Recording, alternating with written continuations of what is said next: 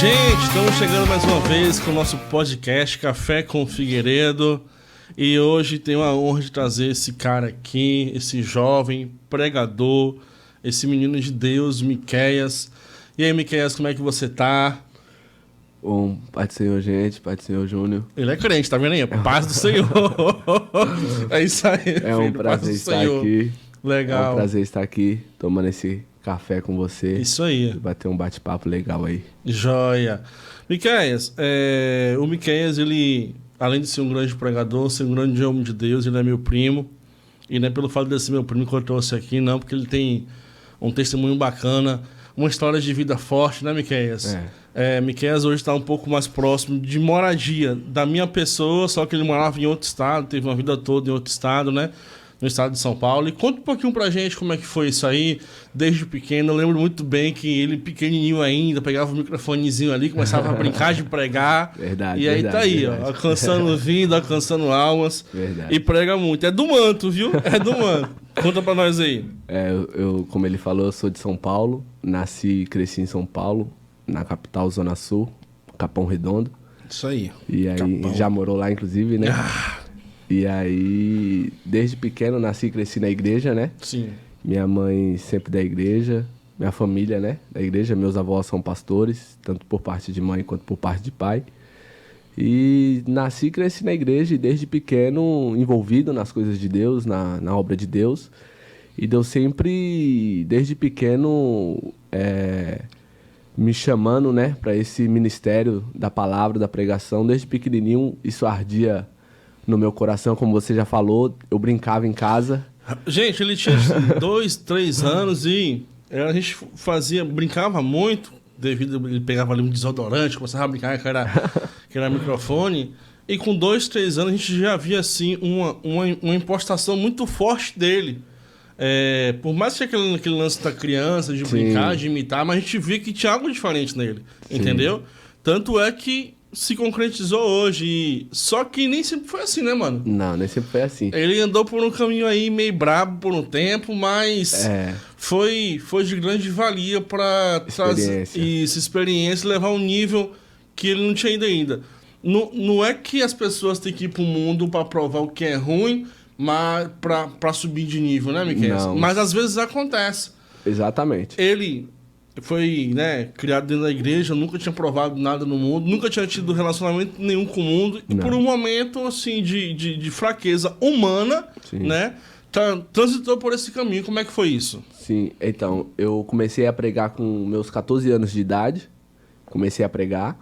E aí, aos meus 18, 19 anos, mais ou menos, eu acabei desviando e mergulhei de cabeça no mundo.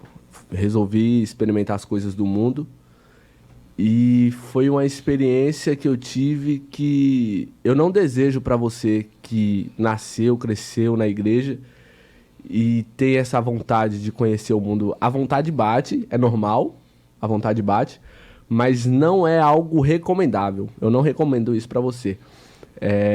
Eu digo que nessa vida eu me arrependo só de 2 coisas e a primeira delas é esse tempo perdido longe da presença de Deus. Sim. Eu estava até refletindo uns dias atrás e eu estava falando com Deus, orando a Deus e eu dizendo, meu Deus, quanto tempo que eu perdi longe do Senhor, longe da presença de Deus. Porque é aquela coisa, quem já viveu no santo do santo, em outro lugar não sabe viver. E o chamado, quando você tem um chamado, você pode ir para onde você for. Se você tem uma promessa, a promessa te acompanha. Você pode estar no mundo, você pode estar no mundo das drogas, no mundo do álcool, mas dentro de você, a sua essência, você sabe que ali não é o seu lugar. E aquilo arde no seu coração, mesmo você não tendo força, porque quantas vezes eu saía, eu me desviei e lá em São Paulo, a vida do jovem, para se manter firme na igreja, é muito difícil. Isso eu falo com propriedade.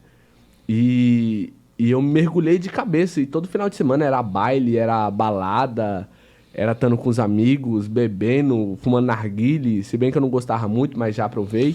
Aí, só interrompendo ele um pouquinho, e dentro dessa vibe ele trabalhava, sempre trabalhou, sempre foi um cara muito direito. Sim. Recebeu o salário, ia curtir o rock no dia seguinte. No dia seguinte bateu o arrependimento. Porque aí eu não tinha coragem nem de abrir o aplicativo do banco. Cara, ele ostentava muito. Mano, Era.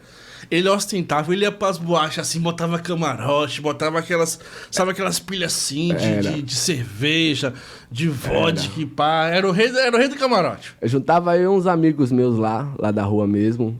Meu primo também, uns primos meus. Sim. E a gente ia lá, fechava uns camarotes lá na balada lá. Literalmente, eles fechavam o Pegava camarote. um camarote lá e aí dinheiro ia embora. Isso quando não alugava o sítio, né? Pra ir curtir longe. Às vezes tinha essa também, de alugar sítio, comemorar aniversário, festa, essas coisas. E aí... Abismo. Um abismo chamando outro abismo. Nossa. Começou, eu ainda na igreja. Presta atenção nisso. Ninguém desvia da noite pro dia. Olha só. Isso é fato. Sim. Esse negócio de que desviou e foi do nada, não. Não foi do nada, não. Ninguém desvia da noite pro dia. Eu ainda na igreja, eu fiquei fraco. E nessa, eu comecei a sair escondido. Mas estava na igreja ainda. Sim. Estava na igreja. E aí comecei a sair escondido. E eu mentia pra minha mãe. Mano, e a mãe dele é rígida, viu? Minha mãe é. A mãe dele, o pau tora, o pau come, viu? É tenso. Ali o chicote estrala. E eu comecei a sair escondido. Mas, mesmo assim, ia pra igreja. Tava na igreja lá, nos cultos, sentado lá. Sim. Mas comecei com essa saidinha aqui, sair dali, saidinha aqui, sair dali. E aí, quando eu menos esperei, eu falei, eu não quero mais saber de igreja. E aí foi onde eu mergulhei de cabeça no mundo. E eu lembro que ele passou por uma vibe assim bem difícil, sabe? Aí teve a questão do relacionamento, né? Com a moça e tal. Sim, nessa hora. Que afundou ele mais. E eu lembro que nesse momento de bad, não sei se ele lembra, eu comecei a trocar umas ideias com ele. Falar sobre Jesus, falar o que Deus estava fazendo na minha vida. Mas nessa época aí, desculpa te interromper, mas nessa época aí, foi agora em 2020, né? Uhum. Que eu conheci essa moça, a gente entrou no relacionamento, eu estava no mundo ainda, mas contudo eu louvo a Deus pela vida dela, porque foi através dela que eu resolvi me reconciliar. Tá vendo aí? O peso da mulher na vida do homem. Só tem dois caminhos. Mulher na vida do homem, gente, entenda, ela só tem duas funções. Não generalizando, mas a mais profunda. Qual? Ou ela some e levanta o cara, ou ela termina de matar o cara.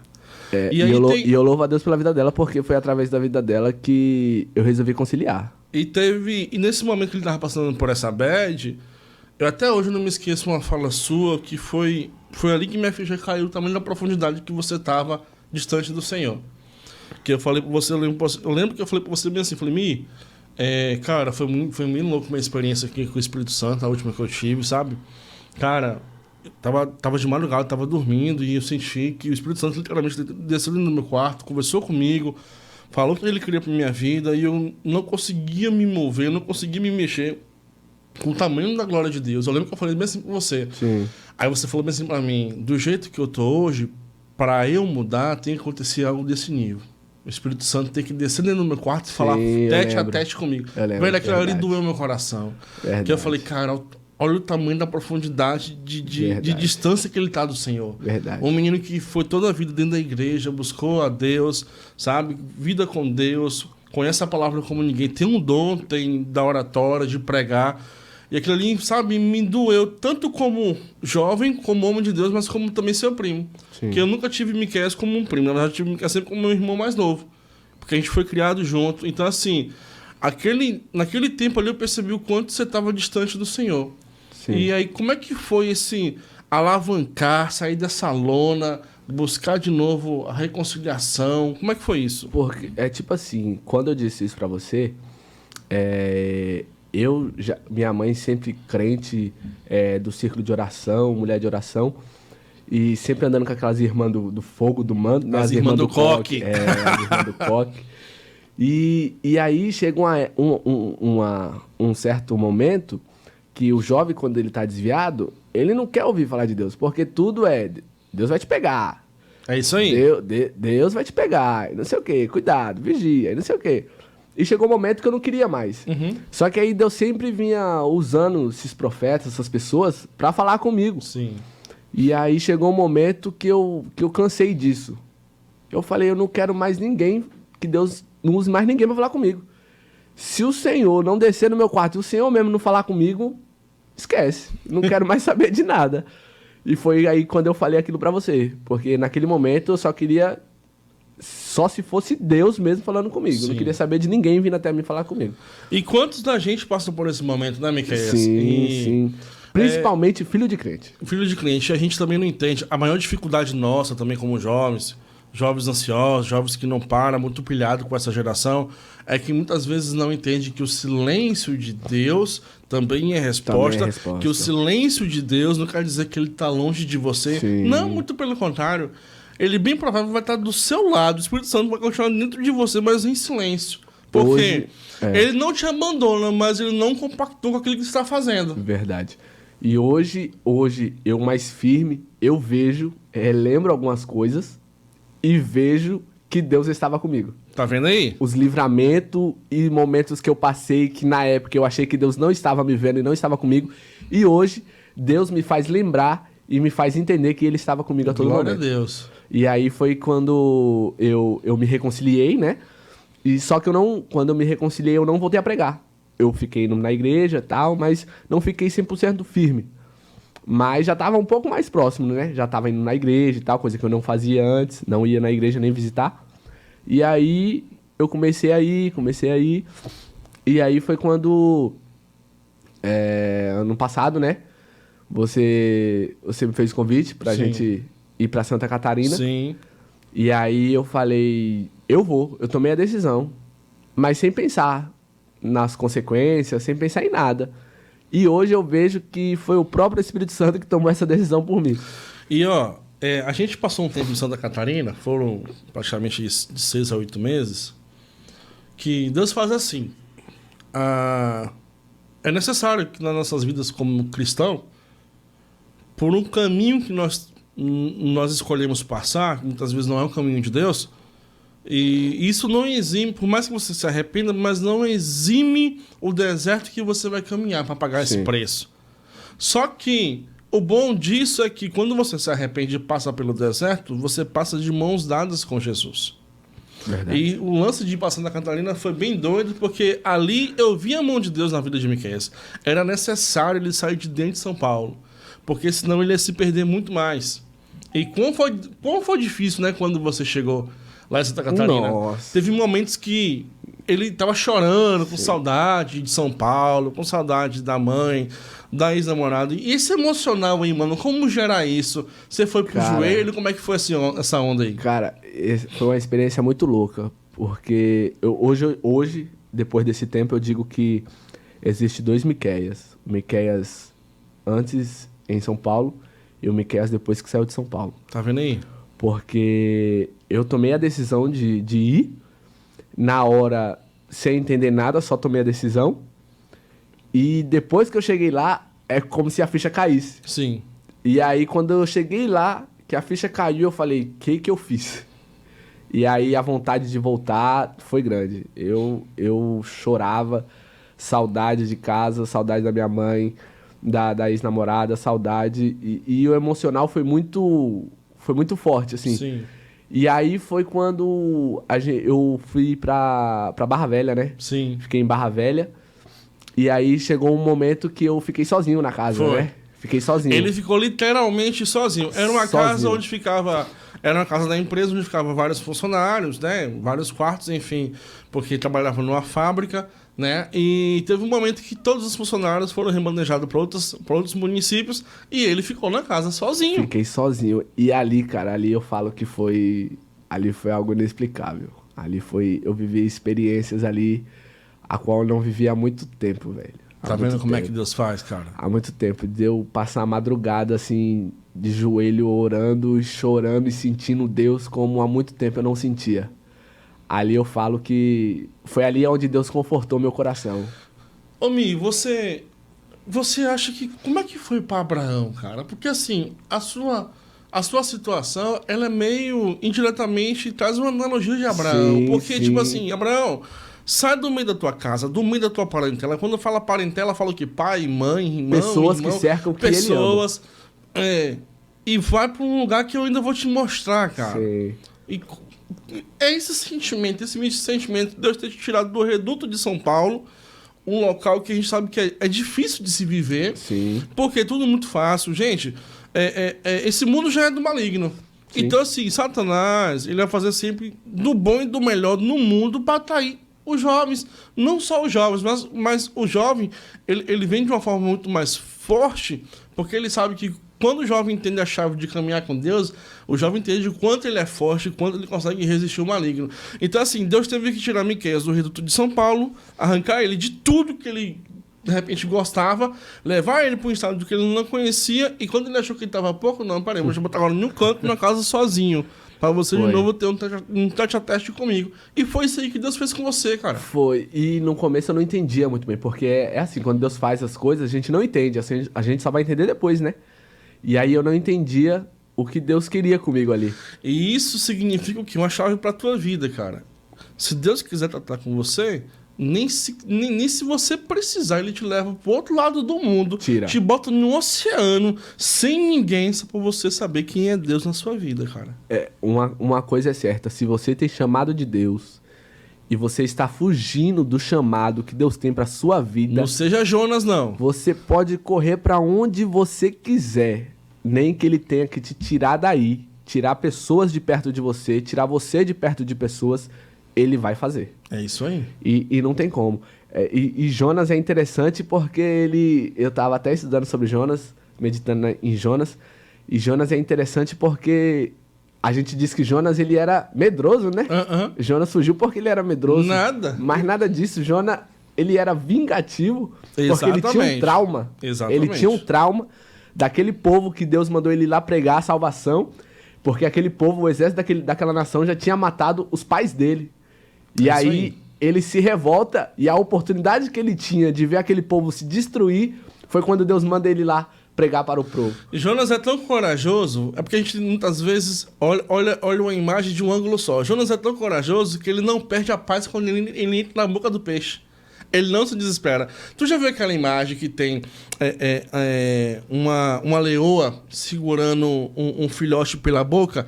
E de um ângulo assim, Sim. mostra só o filhote dentro da boca dela. Sim. E no outro ângulo mostra ela ela segurando o Já filhote, vi. tirando de repente de um lugar para não ser ferida. Sim. Então é justamente esse ângulo de você aprender e estudar a palavra. Então assim, Jonas não tem nada de medroso não. Ele tinha muito, muito de valente sim, de corajoso. Tinha. E a questão é que isso era um trauma na vida Sim. dele. Isso era um trauma. E o momento que surgiu a oportunidade da vingança daquele povo pagar pelo que tinha feito, ele queria aproveitar daquele momento. Sim. Por isso que ele não quis ir a Nínive pregar. E aí Deus usa o trauma dele contra ele mesmo. Pastor, Agora, eu quero liberar uma palavra aqui pra você. Vá. O seu trauma que te trava, que te paralisa, Deus vai te usar pra curar a vida de outras pessoas. recebe aí, O igreja. seu trauma, Deus vai te usar pra salvar a vida de outras pessoas. Recebe aí. Ó, já dizia pastor Chaves, falava bem assim, ó. A vingança nunca plena, mata a alma e envenena. Verdade. É por esse caminho aí, cara. E aí foi assim, velho. Lá em Santa Catarina, nesse momento que eu passei sozinho, foi algo inexplicável de experiências de oração que eu passei Glória com a Deus. Deus. E essa palavra de Abraão, que você citou, foi onde eu me encontrei, foi onde eu me vi. Joia. E aí eu comecei a ler da história de Abraão, cheguei a ministrar lá sobre essa palavra, e foi algo tremendo, foi forte demais. E vendo agora de perto, ele agora tá no estado da Bahia, né? E vendo como Deus restaurou. De fato, Deus restaurou a tua vida. Deus restaurou o teu ministério. Sim, Ele está hoje de novo firme com o Senhor. sim, graças a Deus. Ele está em um ministério fantástico, né? Na Assembleia de Deus. Na Assembleia de Igreja Deus. incrível, pastor Sintra, né? Pastor Sintra. Tá ministrando na casa do Senhor. As coisas estão acontecendo de novo no ministério dele. E se você está andando hoje por um caminho tortuoso, não tenha medo de se arrepender, né, Miqueias? Sim. Você vai passar por um vale da consequência, mas Jesus não vai abrir mão de você. Porém, amigão, quando você passar por esse vale e você chegar em Canaã, meu irmão, Deus vai restaurar tudo que você perdeu. Sim. Vai restituir tudo. E você vai ser muito mais cheio e poderoso, muito mais cheio do Espírito Santo de Deus. E aquele deserto que você passou, como você disse, Deus vai te usar para curar almas, Deus vai te usar para curar pessoas, de repente, pelo mesmo caminho que você está passando. Sim, o vale é necessário. Passar pelo vale é necessário. Sim. Porque é no vale, é no momento de dor, no momento de angústia, que você tem grande experiência com Deus. Sim. Ninguém cresce sem dor. Ninguém amadurece sem sofrimento. Sim. Não existe amadurecimento, crescimento sem dor, sem sofrimento. Não Sim. existe. Então é necessário que você passe por esse caminho, para você receber algo muito maior lá na frente. Sim. Então, você que está passando por esse caminho, acredite, mesmo que Deus esteja em silêncio, Ele está com você. É isso aí. Mesmo que você não está vendo nada, porque eu não via nada. Sim, eu lembro. Eu olhava para um canto, olhava para o outro e dizia, meu Deus, o que eu estou fazendo aqui? É isso aí. E eu não entendia. E depois de um certo tempo, de tanto eu perguntar para Deus, Deus falou que me tirou de São Paulo para me livrar da morte. E esses dias minha mãe me ligou e minha mãe disse, eu estava no culto e tinha uma irmã pregando e eu nunca vi a irmã na minha vida, não conhecia. Sim. E Deus usou ela para falar comigo que sobre o meu filho. Tá pensando no seu filho? Eu tirei ele daqui para livrar ele da morte. Tá vendo aí? E aí? Aí eu vou querer contender com Deus? Não tem como. É porque sempre... Deus sabe o que faz. Sempre nos momentos quando acontecem as coisas, a gente não entende. Não entende. De fato, a gente fica assim... Cara, por que isso tá acontecendo comigo? Sim. Mas por quê? E o confiar é difícil. É difícil. O confiar e o permanecer. Sim. Porque para você permanecer, você tem que confiar. Então, você se desarmar de si mesmo e confiar, saber que Deus está fazendo, mesmo que seus olhos Não carnais vê não consigam enxergar nada, mesmo que você não sinta nada, mesmo que para você pareça tudo perdido, mano, é nessas adversidades que Deus gosta. Sempre ele curte essa diversidade, porque quando ele faz as coisas, quando lá do outro lado você consegue avançar, você consegue vencer, que você olha para trás e fala, caramba, todo esse labirinto que foi necessário para ele fazer na minha vida, para que as coisas acontecessem. Sim. Você acaba...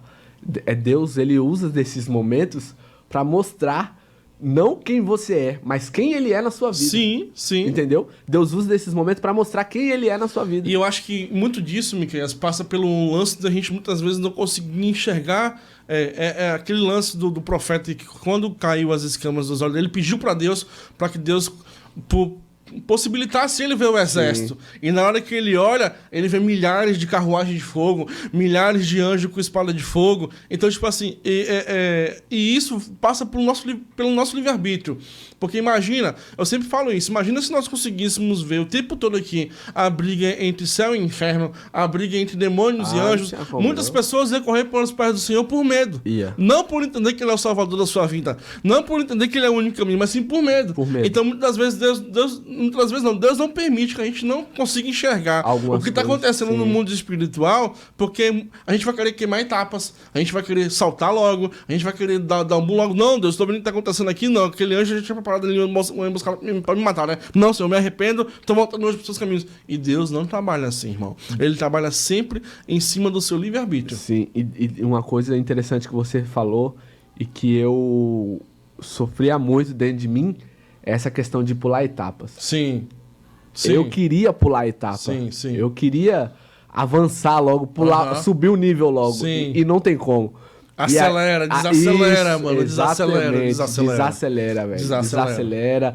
Não queira viver hoje o que Deus tem pra você daqui a um ano. Você lembra que a gente, quando tinha assim 13 anos, 12 anos, a gente era doido pra ter 18 anos logo? Você lembra? Nossa! Eu não vi a hora de fazer 18 anos. A gente corria, mano, eu quero ter logo 18 anos, mano. Eu quero curtir, eu quero poder entrar na boate. Verdade. Eu quero ter o RG pra entrar na boate. Verdade. 18 anos. Mano. Quando eu fiz 18 anos, eu falei, eu quero voltar pros meus 15. Mano, eu tô hoje com 32 anos, eu olho pra minha adolescência, eu olho quanto eu curti quanto criança, eu falo, caramba, passou tão rápido que eu nem vi. Hoje eu tenho 25 anos e eu falo que saudade que eu tenho dos meus 15. Não é? Porque com 14 eu comecei a pregar. Sim. Então, 15 anos tava naquele momento forte com Deus. Top, vivendo coisas incríveis. É uma coisa que eu nunca esqueço, uma experiência que eu nunca esqueço com Deus. Pode passar o tempo que for, eu nunca vou esquecer. Foi quando Deus me usou uma vez pra falar com uma senhora dentro de um ônibus, velho. Eu indo pro curso. E aí Deus me usou pra falar com uma senhora dentro de um ônibus, lá em São Paulo. E eu falei, cara, que muito doido isso. E Deus falou comigo uma vez, eu falei, eu não vou falar, é coisa da minha cabeça. E Deus falou comigo no segundo dia, a mulher no mesmo ônibus que eu falei, eu não vou falar, é coisa da minha cabeça. E no terceiro dia eu falei, tá bom, eu vou falar. E aí eu falei, e aí foi tremendo. Esse foi o lance assim, mais bizarro que Deus já te usou pra falar com alguém? Cara, pra falar com alguém, assim, teve outro também. Mas esse eu acho, assim, interessante porque não foi numa igreja, não foi num local... Foi dentro de um ônibus, eu tava indo pro curso, entendeu? Mas teve um também que eu não esqueço, foi de um rapaz também. Deus começou a revelar a vida dele todinha por coisa que ele já tinha passado. E eu fui falando, coisas que só ele sabia, assim, momentos que ele passou. E aí eu falei, cara, que é muito algo tremendo e extraordinário, assim. Que eu me lembre coisas, assim, extraordinárias foi essa. Mas Deus já me usou também para falar com outras pessoas. E que até hoje, quando a pessoa me vê, ela fala, quando você era pequenininho, Deus te usou pra falar comigo e se cumpriu. Eu já passei por umas situações dessas também, assim, bem bizarra, sabe? Pesada, assim. E em uma dessas situações, assim, a que eu tenho que mais marcou minha vida, foi em um certo momento eu tava sentado e tava conversando com Deus, e aí uma jovem passou na minha frente, e ela estava grávida, já estava gestante. Ela passou na minha frente. No que ela começou a passar na minha frente, o Espírito Santo sussurrou bem no meu ouvido, bem rápido. E eu só tive a reação de segurar ela. Ele falou meio assim, espírito de morte no ventre dela. Eu puxei a mão dela. No que eu puxei a mão dela, eu falei, vem aqui. Eu posso orar por você? Eu posso orar por a sua barriga? Eu tô vendo um espírito de morte no seu ventre. E ela fez o sinal que sim, e ali eu comecei a orar. Só que, conforme eu estava orando nela, eu senti uma incredulidade muito forte da parte dela. Com o que eu tinha compartilhado com ela era verdade. Tanto é que quando eu estou terminando de orar, que eu abro os olhos e vou terminando a oração um pouco meio de olho aberto, ela estava meio que dando um sorriso de canto. E eu falei, cara, ela não creu. Eu dentro de mim falei, ela não creu. Mas se o Espírito soprou no meu ouvido agora para liberar sobre a vida dela para orar, e ela não creu no espírito de morte, aí eu fiquei temeroso. Mesmo assim, passou alguns dias. E eu compartilhei isso com as duas pessoas. Eu sempre faço isso. Quando Deus fala comigo algo muito poderoso, eu compartilho com pessoas, porque quando vir a testificação, as pessoas saberem que de fato Deus falou e que de fato Deus foi honrado. E eu compartilhei com as duas pessoas sobre isso. Falei assim, fulano, Deus me mostrou o espírito de morte na vida de fulano, no ventre de fulano, ela tá grávida, eu orei por ela, intercedi no momento, mas eu senti meio que uma incredulidade, não sei o que pode acontecer, mas eu intercedi para aquele mal quebrar. Creia, passou alguns dias, aquela pessoa se posicionou e ela, de forma muito triste, ela compartilhou que tinha perdido o filho. Olha aí. E ali eu entrei em choque. Por que eu entrei em choque? Porque se foi uma forma muito poderosa que Deus falou comigo. E aí comecei a entrar em choque em qual vertente? Cara, será que foi culpa minha? Será que eu não clamei direito para interromper de repente esse espírito de morte? Ou será que foi a incredulidade dela? E com o passar do tempo eu entendi que eu orei, eu entendi que de repente a fé dela por não acreditar que aquilo de fato poderia vir a acontecer, não sei. E aconteceu.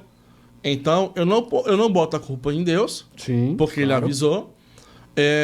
Eu não boto a culpa em mim, porque eu não retrocedi. Você fez aquilo que ele... Eu fiz o que Ele sussurrou no meu ouvido no momento. E talvez eu não bote a culpa nela. Né? Também por uma situação de... Foi pego de surpresa.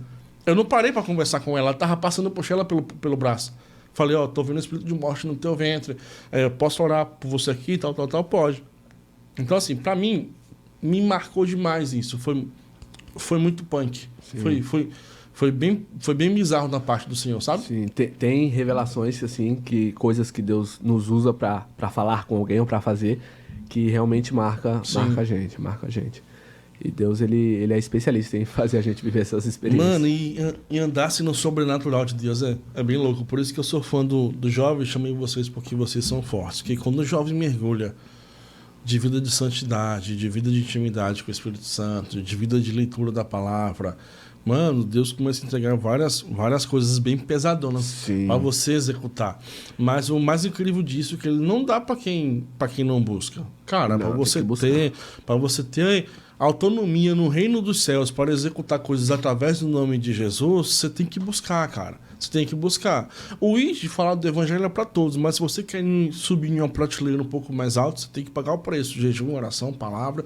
E como é que é essa dedicação sua? Eu sei que você passa as madrugadas aí lendo de joelho. Ele é já falei, ele é do reteté, ele é do manto. Eu aprendi assim, né? Desde pequeno, andando com minha mãe.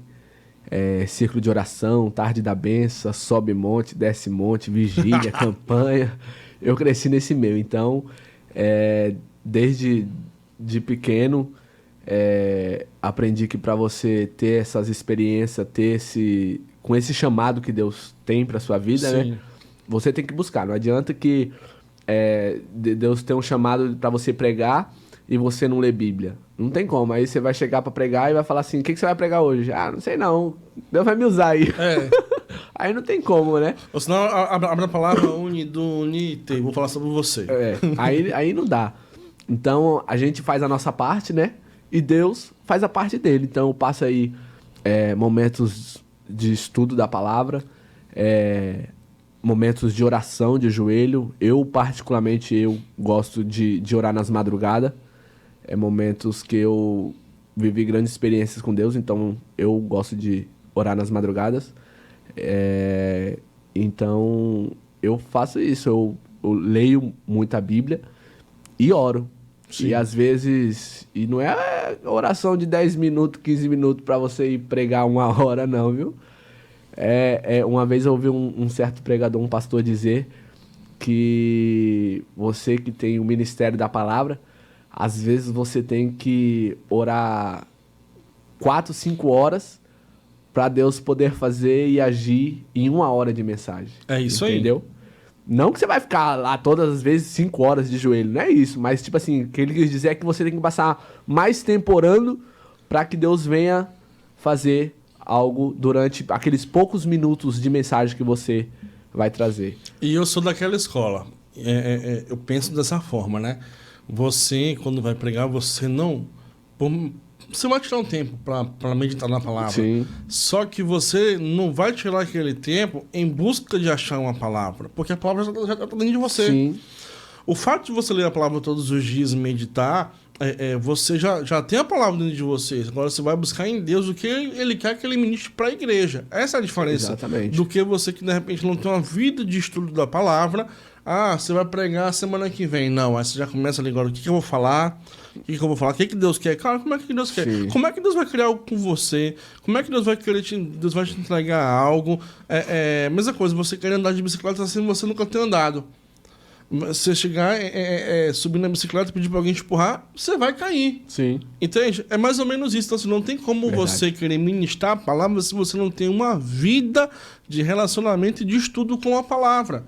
Então, quando você for escalado para ministrar, seja onde é que for, numa célula, no culto, em um congresso, enfim, você vai tirar aquele tempo e falar assim, Deus, e aí? Eu vou falar sobre o quê? Porque quando você faz isso, você está dando o quê? Liberdade para o Espírito Santo falar o que ele quer. Porém, você já tem a base da palavra dentro de você. Exatamente, porque aquilo ali você faz diariamente. É diário.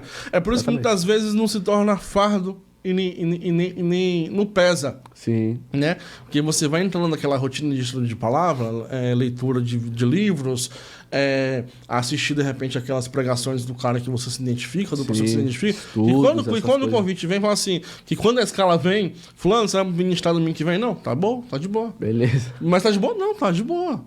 Porque é isso que uma vida de relacionamento diário com a palavra, de jejum e oração, de busca de conhecimento, gera. Sim. Não é isso? É isso mesmo. E era algo que, antigamente, quando eu já estava ficando frio e fraco na fé, sim, era algo que eu fazia.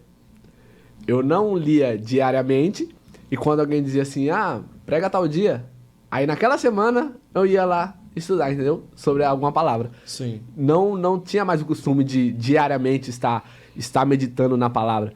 Então era isso que eu fazia. E aí era coisa assim. Não via Deus agir. Sim. Deus não agia, não tinha como. E eu passei experiências assim grandes nesse sentido de chegar para pregar e nada acontecer. Chegar para ministrar na igreja e não ver nada acontecer.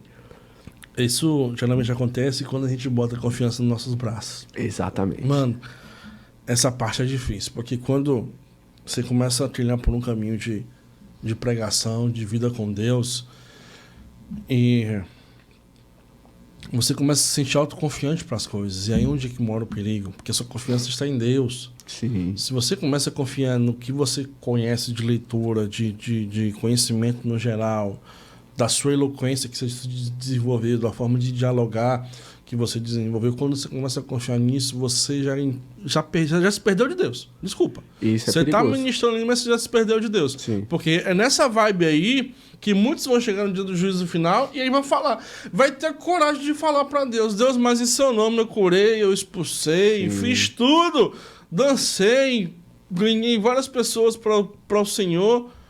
E aí Deus vai, vá pro Lago do Fogo, porque você não entendeu a chave. Enquanto você fez tudo isso no braço, na força do seu braço, tá certo que as pessoas que você ganhou não tem peso, não tem consequência sobre aquilo que tu fez, mas a responsabilidade é sua, você se afastou de mim. Então, se você se afastou de mim e começou a fazer as coisas através do seu braço, eu por misericórdia fiz. Não por você, mas pelos que estavam ouvindo. Então, meu irmão, Lago do Fogo para você. Sim. Eu, no início, quando comecei a pregar, chegou um certo momento que eu estava assim. E eu reconheci isso diante de Deus. E eu fui ministrar numa igreja e eu fui meio que assim, na minha confiança. Sim. E aí nada aconteceu. Foi algo extremamente estranho pra mim. E aí depois, em casa, orando a Deus, eu falei com Deus e reconheci isso diante de Deus. E pedi perdão pra Deus. E eu pedi uma oportunidade pra Ele. E a oportunidade que eu pedi foi que Ele me levasse de volta àquela igreja pra que eu ministrasse e que fosse tudo diferente. Sim. Porque ali eu tinha reconhecido que eu tinha errado e que eu dependia totalmente dele.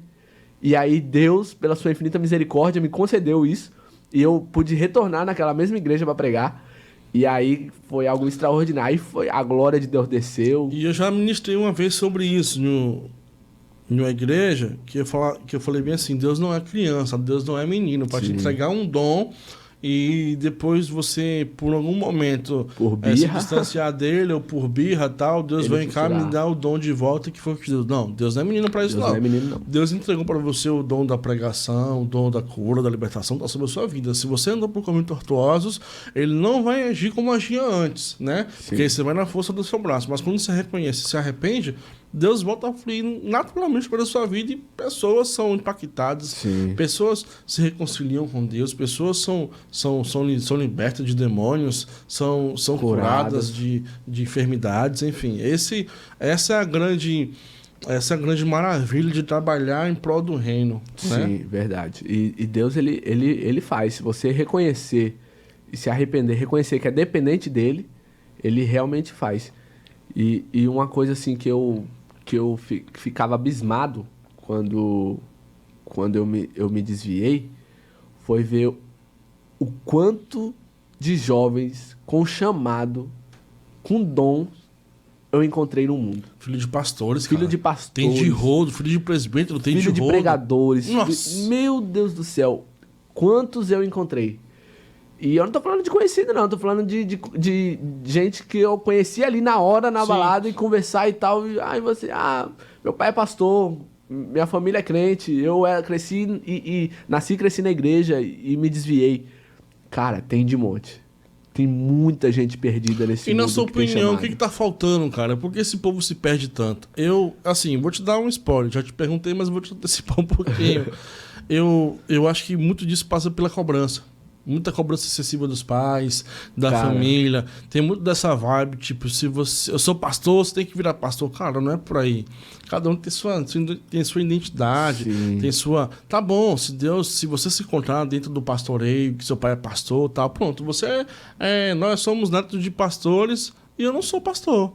Sim, Né? verdade. Nós temos o chamado para pregar, mas eu sou músico também, mas nós não somos pastores. E nem por isso eu nunca houve uma cobrança pelo menos sobre minha vida, sobre isso, e isso nunca me fez falta no lance de quê? No lance do entendimento de saber quem eu sou em Deus. O que Deus me entregou, tá ligado? Sim. Eu não preciso ter, de repente, um cargo, um status de pastor Pra viver pra algo. Deus me usar e Sim. curar pessoas, viver algo extraordinário através da palavra, pregar a palavra dele, tá ligado? Porque nós vivemos num mundo hoje que, infelizmente, título de pastor, apóstolo, presbítero, diácono, bispo, virou status e virou, infelizmente, carteirada de entrada em locais. E nunca Deus falou sobre isso, nunca Jesus pregou sobre isso, né? Jesus nunca pregou sobre placa de igreja, mesmo sendo fundamental, como o Paulo falou, congregar. Nós temos que congregar, sim. Mas essa briga de placa de igreja, eu sou apóstolo, eu sou ciclano, eu sou beltrano. Daqui a pouco Amém. tá na quarta divindade. Amém, tem que haver pro cara que tem o chamado de pastoreio, entende que ele é pastor, mas o cara que quer ter um título só por carteirada ou só pra ganhar like, mano, esse caminho é totalmente errado. Então, assim, eu acho, na minha opinião, muito desses meninos perdidos hoje no mundo foi uma cobrança muito excessiva, de repente, pela parte dos pais, pela parte dos familiares, porque Sim. seu pai essa tem que ser, entende? Eu não sei qual é a sua visão, qual que é? Sim, eu concordo que muitos estão lá fora por essa cobrança, por esse peso. Sim. Algo que deveria se tornar algo leve E suave, acabou se tornando um peso, um jugo pesado. Sim. E aí, por esses motivos, assim, e entre outros também, muitos acabam mesmo se perdendo. Porque hoje em dia, em pleno século XXI, a moda hoje dos jovens, o que o jovem quer hoje, é independência. Sim. O jovem hoje, qual é o pensamento do jovem hoje que mora com os pais? É trabalhar e morar sozinho. É isso aí. É os que o jovem quer hoje, né?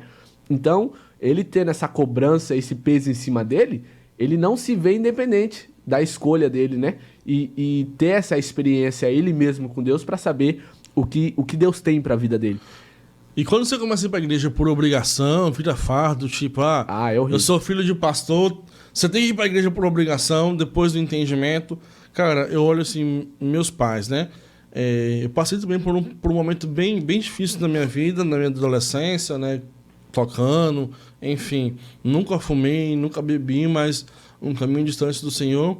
Mas meus pais sempre traziam, assim, uma palavra leve e suave pra mim, nunca de cobrança.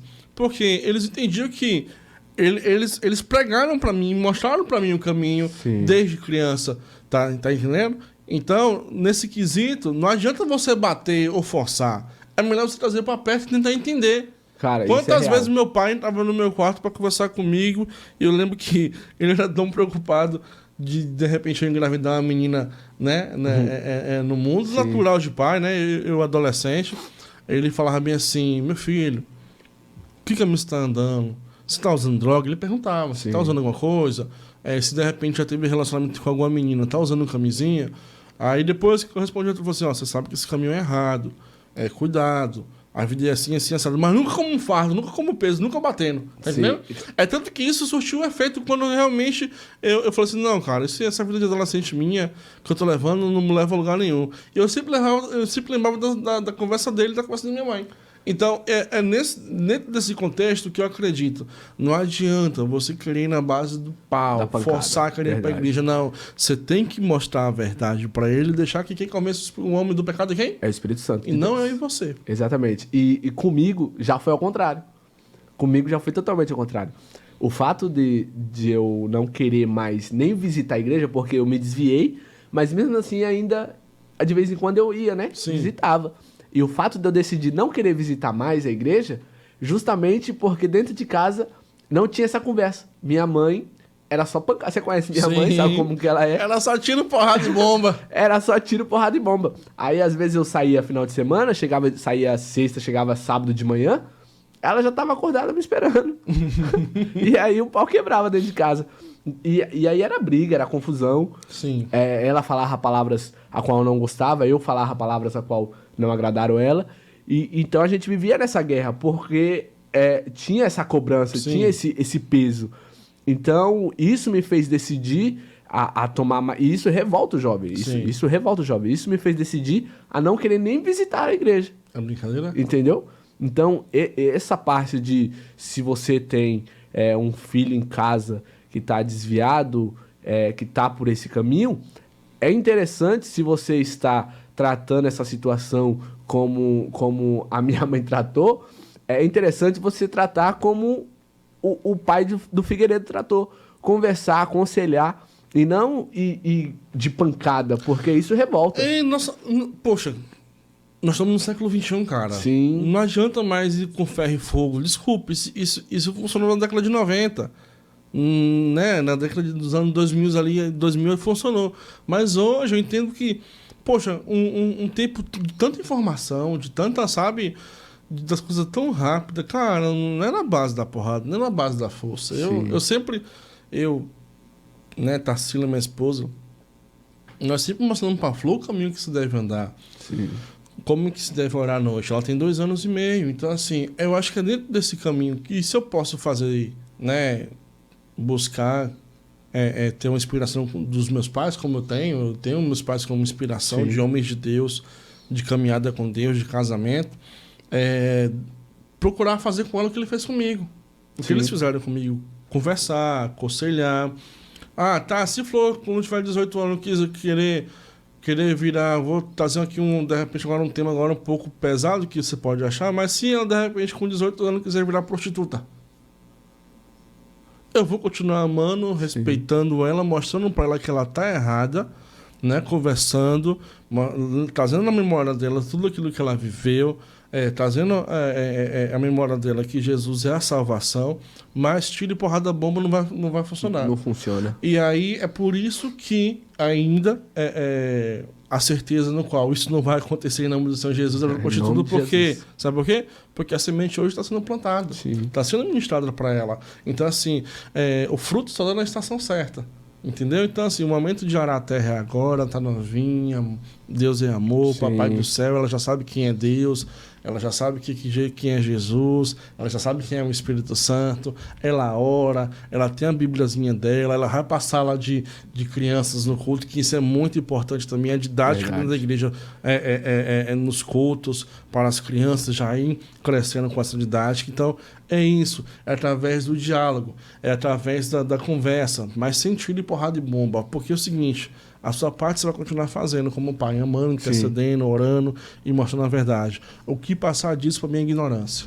Sim, e isso é importante, esse ensinamento desde criança, porque hoje eu com 25 anos eu lembro de quando eu era criança, ia para a igreja, para a escola bíblica dominical, na salinha das crianças, os ensinamentos, as brincadeiras, os cultos de criança, e isso tudo, até hoje, eu me recordo. Ó a base. Entendeu? Então isso acaba, querendo ou não, te enraizando naquilo. Cria raiz. Você cria raízes. E raízes é muito importante. Só quem tem raiz. Pega aí. Então, é isso. De repente, se você está vivendo isso com seu filho aí, com seu sobrinho, com a sua irmã, cara, desacelera. Busca... discernimento e estratégia em Deus. Jesus nunca foi o cara de... Você nunca viu Jesus em momento nenhum dentro da Bíblia pregando, batendo em ninguém. Não. A única vez que ele quebrou tudo foi na... O povo comerciando. Comerciando lá. Ou se de repente aparecesse um fariseu desgraçado lá, ele tacava o pau. Mas no contexto geral, sempre quando tinha uma situação que era um pouco mais enérgica, ele trazia paz, ele trazia, sabe, aquele ar e resolvia. A mulher pega em adultério e resolvia. A mulher do fluxo do sangue resolvia. A mulher no poço ele resolvia. Deus, Jesus, o caminho que resolve. Então, tudo ele tem a solução. Busquem Jesus, a solução. Não vá na base do ferro e fogo. De repente você está com um filho drogado aí, né? Ou uma filha na prostituição. Mas entenda, na base do ferro e fogo você não vai resolver nada. Conte até 10. olha para a cruz, olha para Jesus, e é dentro disso. Olha o testemunho de Miqueias, que ele viveu, né? E garanto que ele vai tratar diferente os filhos dele. Sim, com certeza. E É também, uma coisa que eu prezo muito. alguma coisa também, Miqueias, tem que ficar claro aqui,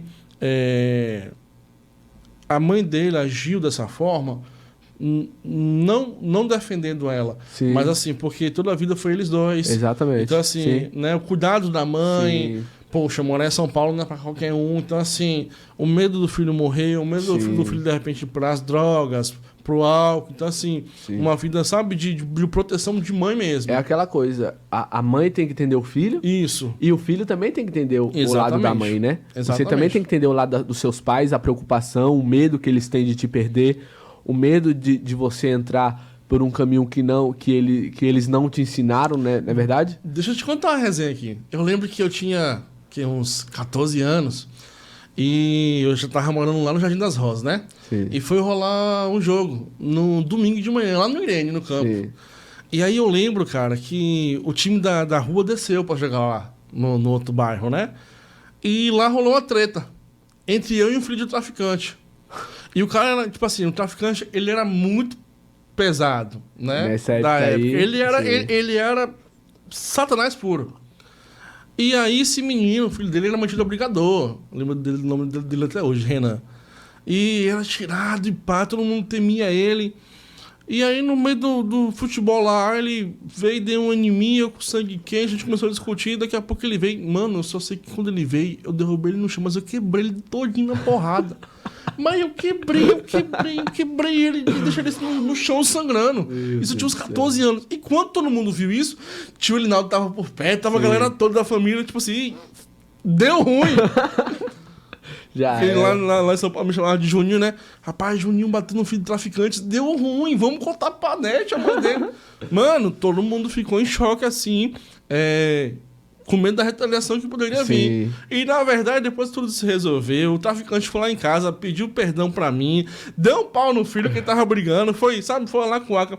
Mas olha a vivência que você tem em São Paulo. Sim. Então, assim, é tudo muito, muito próximo de um abismo Assim, puxar o outro. pra desgraça acontecer é muito fácil. Mano, isso aí, pra desgraça acontecer, isso aqui, ó. É muito fácil. Porque é tudo muito fácil. Mulher, dinheiro, droga, arma. Tudo. Tudo muito fácil. Então, assim, essa proteção em excesso se vale muito que você tá aí hoje. Um menino saudável, um menino educado, estudado, um homem, entendeu? Teve um caminho tortuoso, mas voltou. Mas, assim, essa proteção, ela aconteceu justamente isso. Criar um filho sozinho e ainda em São Paulo é difícil. Tem que dar os parabéns pra ela. Quem cria aí, quem é mãe solteira, sabe disso, né? É pesado. É pesado, de verdade. E se você pudesse aí dar um conselho pra essa galera aí que tá perdida, conhece a Deus, mas tá perdida, o que você poderia falar? Cara, um conselho que eu dou pra quem tá perdido hoje e sabe que tá perdido, às vezes tem até a vontade de voltar, de reconciliar, mas não tem força, não consegue, porque eu vivi isso. Eu tinha vontade de voltar para a igreja, de querer voltar a ministrar e não tinha força, não conseguia fazer isso. E um conselho que eu dou é: reconheça que você é dependente de Deus. Reconheça quem Deus é na sua vida, que você precisa dele, que você precisa da ajuda de Deus. Você reconhecendo que você precisa dele, você reconhecendo que tudo é por bondade dele, você já entendeu um princípio, né? Porque Sim. tudo é pela misericórdia do Senhor. Então o conselho que eu dou é: cada dia mais reconheça que você é dependente de Deus, que você precisa de Deus e ouvem as pessoas que te amam, que te cercam e que querem o seu bem. Ouve o conselho deles, dos seus pais, dos seus amigos, porque eu tinha muito amigo que me aconselhava da igreja e tinha presbíteros, pregadores, amigos que me conheceram e quando eu estava nesse mundo perdido, me davam uma palavra de conforto. Claro que não, nesse momento não é muitos que aparecem, Sim. nesse momento não é todos que estão ali do seu lado para te ajudar, mas Deus sempre levanta e prepara alguém para te dar uma palavra, para te dar uma ajuda. Então, quando essa ajuda, quando esse conselho vir, recebe de bom grado, porque é Deus usando a vida dessa pessoa para te ajudar. Toda ajuda, quando você está nessa situação, toda ajuda é bem-vinda. Então, um conselho que eu dou é reconheça Deus na sua vida, reconheça que você precisa dele e volte o quanto antes, porque Deus tem coisas grandes e lindas para fazer na sua vida. Aquilo que ele te prometeu quando você era pequeno, quando você era pequena, aquela promessa que você até hoje não esquece, pode ter certeza que essa promessa está de pé e Deus quer realizar ela o mais rápido na sua vida. Só depende de você. Amém. Gente, que tempo gostoso aqui, né? Papo bom. Queria te agradecer, mano. Eu que agradeço. Por ter vindo aqui, trocar essa ideia com a gente, tomar um pouquinho de café. E que Deus continue te usando, cara. Amém. Por onde você passar aí, Amém. que você continue sendo esse homem de Deus, esse jovem, esse varão valoroso. Dá um spoiler aqui, tá? Tá solteiro, viu? Se liga aí, tá solteiro. Não, quer construir família, porque entende que é princípio do Senhor. Sim. Né? Caminha por debaixo da palavra, tem respaldo para isso. Mas te agradecer, viu? Te agradecer aí. Por esse papo, por trazer luz aí a uma galera, trazer esse testemunho, que é muito bacana também. E é isso aí, gente, tá? Até a próxima. Deus os abençoe. Brinquedos, mais uma vez, obrigado. Eu que agradeço. Obrigado, viu? Gente, ficar na paz de Deus, Fica hein? com Deus e até a próxima. Até a próxima. Valeu.